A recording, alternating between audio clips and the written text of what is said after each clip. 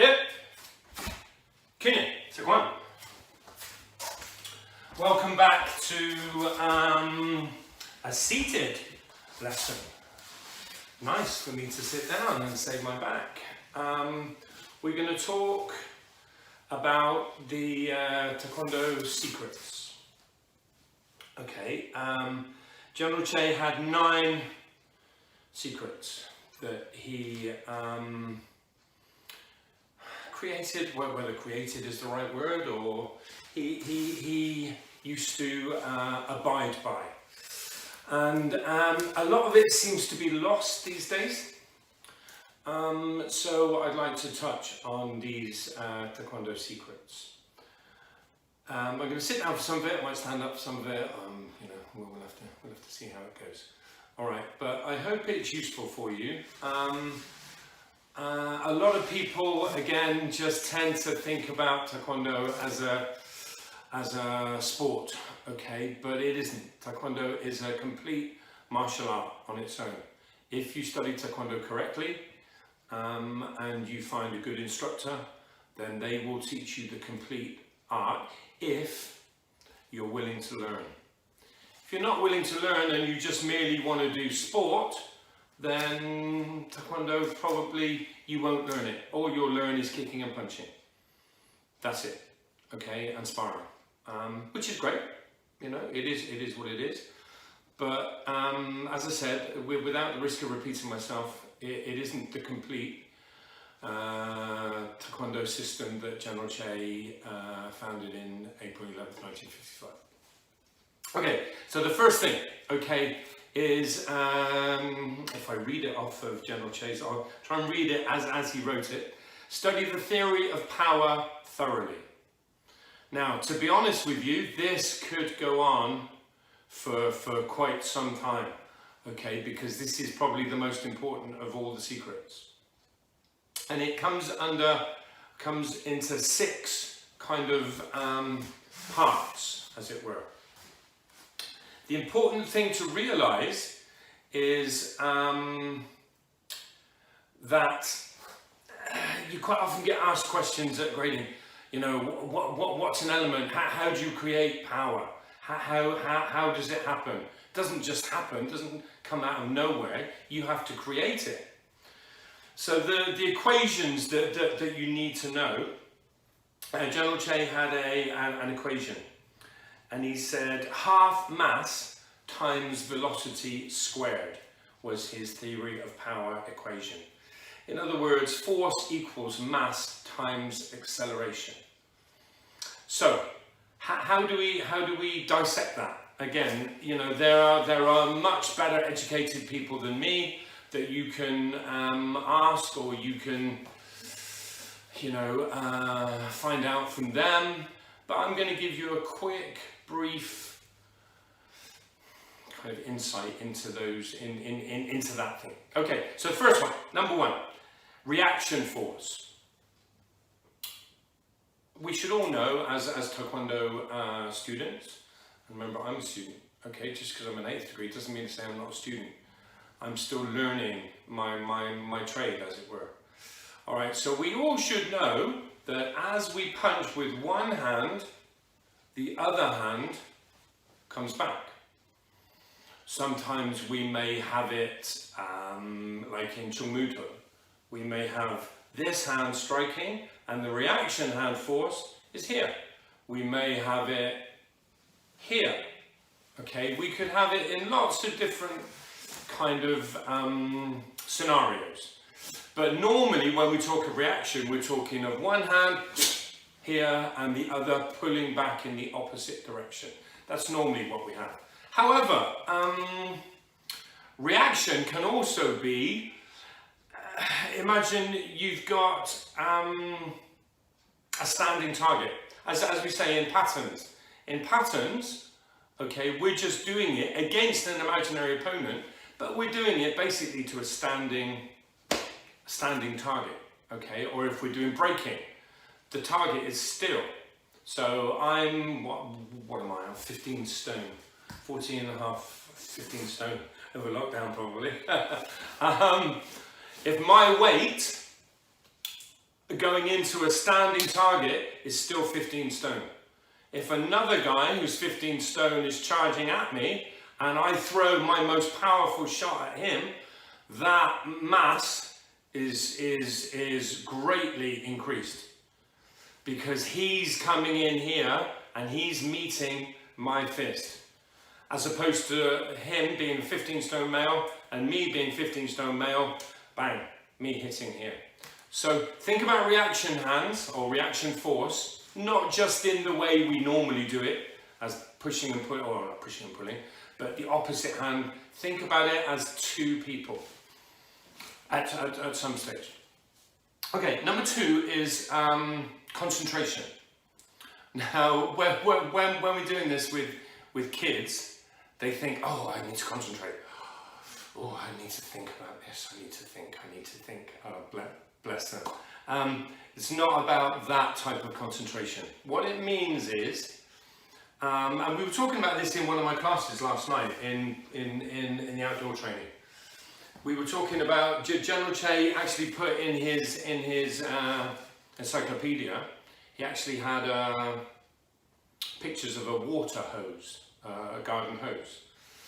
And obviously if you water your garden and you turn the garden hose on, turn the tap on, but you have a valve at the end, okay? The water is building up that pressure in that hose. It's building up that pressure and it's waiting to be released.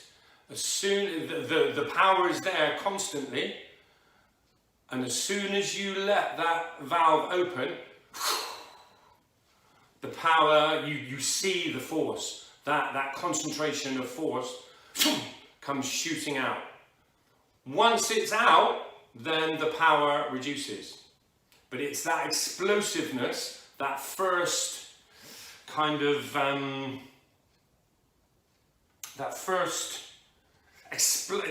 when it comes out of the hose. I'm not explaining myself very well, I do apologise. When it comes out of that hose, that's the bit that we need to concentrate on. We also need to try and concentrate our body as well to react, and we're going to talk a little bit later about moving your eyes, hands and breath at the same time, okay, you know, and your body to land together. Okay, it's exactly the same. You need to concentrate your body along with this energy, this acceleration with your body at the same time. And I describe this quite a lot. I always talk to people about when you go camping and you bang in the tent pegs. Okay, and when you bang in the tent pegs, you do it with a mallet, a wide rubber mallet. So the head of the mallet is about that big. I say to kids all the time, I say to all students, if you did it with a metal hammer with a tiny little head, you would break the pegs. The big thick mallet, you're still hitting it with the same force, but it doesn't break the pegs. If you hit it with a hammer, tiny little head, you break the peg. All right, it's quite simple really. Again, a good way of doing it, I do it with, if I haven't got one here, but a pen or a pencil. I do it quite a lot with when I'm teaching. If we have a pen going here, it's a tiny little target, okay? But, okay, if you increase the speed, this is more, to be honest, on the acceleration. In fact, I'll talk about that a little bit later. Okay, so that's concentration. Then we have your equilibrium, all right, okay, which is your balance, basically. Now, for this, I'll stand up. Okay, so it has two different types. I'll come back in a little bit. Okay, it's a dynamic equilibrium, which means you're stepping here. So you have to keep your balance here. If I were to step like this, I'm going to fall over. So make sure your foot comes in, you gain your balance, increase here your momentum, your mass, okay, and then you drop your body weight here. So this is dynamic balance. Here, here, like so, okay? Static balance is a bit what it says on the tin. Here, literally being able, having that ability to balance, having the correct body angle. If your body angle is incorrect, you're not going to be able to balance properly. So making sure you have that correct balance is vital. Breath control, you heard me breathe there. Okay, breath control needs to be, a lot of people do it differently. You have all sorts of weird and wonderful things going on. Should only come from the mouth, should never come from the nose.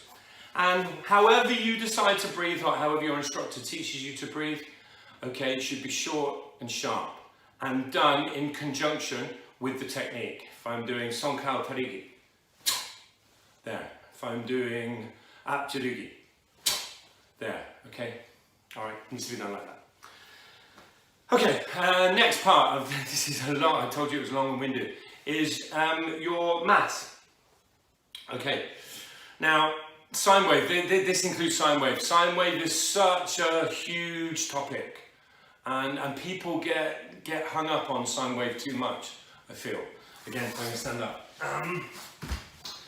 Sine wave, all sine wave is, very, very simple, okay, is a relaxing of your body, a raising of your body, and then your body dropping. That's it. Relaxing, raising, dropping. Essentially, that's what sine wave is. Okay? Don't think of it as you have to go up, down, up, down, up, down. Okay? Just relax, raise your body height, and drop. Okay? That's essentially it. Okay? Now, 9 times out of 10, you can utilize the biggest part, the biggest muscle in your body, which is around your hip area. Here, okay? All humans, this is the major muscle group here. And if we can coordinate that body rotation with the body drop, becomes quite a powerful thing. Okay, and the last aspect of the theory of power is speed. Okay, now we'll talk about that pencil. I haven't got a pencil here, I'm really annoyed. Okay, I say to kids quite a lot, right, I'm going to attack you and I'm going to go right back here with a pencil and it's going to go here and it's going to go like that. And of course they giggle a little bit and it doesn't hurt. And then I go like that. They go, oh, that hurts. It's the same object, but it's done with speed. That's why it's more powerful, okay? Yes, if you were to drop it, it would make it even more powerful. You know, if you, I don't know, if you drop if you have a bouncy ball and you're in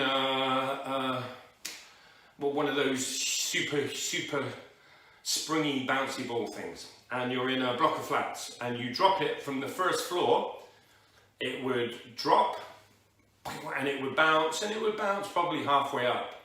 If you go right up to the very top floor and then drop it, it's gonna bounce a crazy amount because it's gaining speed all the way down.